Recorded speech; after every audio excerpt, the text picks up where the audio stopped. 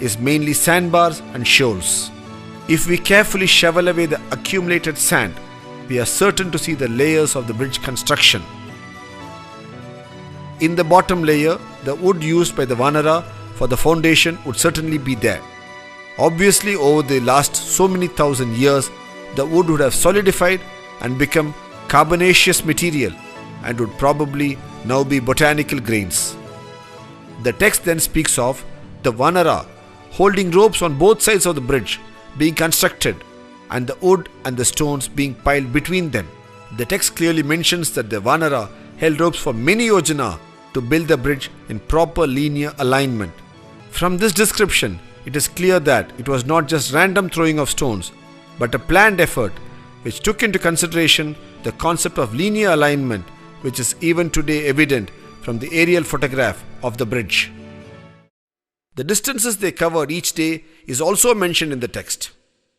In the text, it's explicitly mentioned that the total length of the bridge was 100 yojana in length and 10 yojana in width. This is a 10:1 ratio.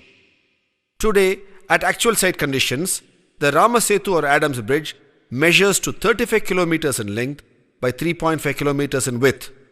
This is also a 10:1 ratio.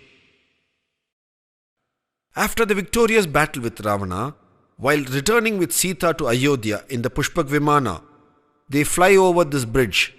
Rama then points this bridge to Sita and states as to how difficult it was for them to construct and how it was only Nala, the engineer par excellence, who could execute it, and Rama calls it Nala Setu.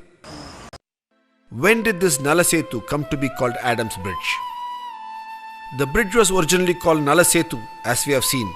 Later the people, out of their admiration and veneration for Rama, started calling it Rama Setu, and later it also got the name Sethubandhan, that which joins two lands. This has been a walking bridge for many millennia. During the course of its early usage, one of the early Islamic religious leaders of Sri Lanka walked over this bridge and reached Lanka to do penance there. Since he was the early Islamic man, he was called Adam by the Sri Lankan Muslims. When the Europeans came to this part of the world, they could easily correlate to the name Adam, and they started calling it Adams Bridge in their records, and the name stayed.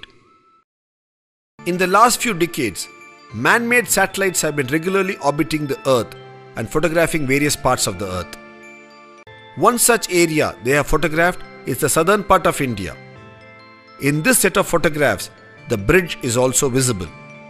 It can be distinctly seen as a shallow underwater causeway connecting the two lands. These photographs do suggestively indicate it to be man-made due to its unique curvature. The opinion of many is that this could be the man-made bridge as detailed in the Ramayana text. Over the last few minutes, we have seen with a certain clarity and a detailed understanding how this bridge is a civil engineering marvel as explained in the text, a man-made accretion over a natural seerage. Today, on an average, this causeway is about 2 meters below water. When this bridge was built, it must have been at least about 1 meter above the then water level. That is, when the bridge was built, the sea must have been 3 meters or 9 feet below the present day sea level. As per the World Oceanography Report, a 9 feet rise in sea levels due to the melting of the polar ice caps and global warming should have occurred over 7,000 years. This helps us to date the bridge construction to about 7,000 years ago or 5000 BCE using oceanography as a dating tool. Today, we need to rightfully promulgate an order under the Archaeological Survey of India Act, Clause 4, to call this a Heritage Monument of India. It is a fit case to be called a civil engineering marvel of an ancient civilization.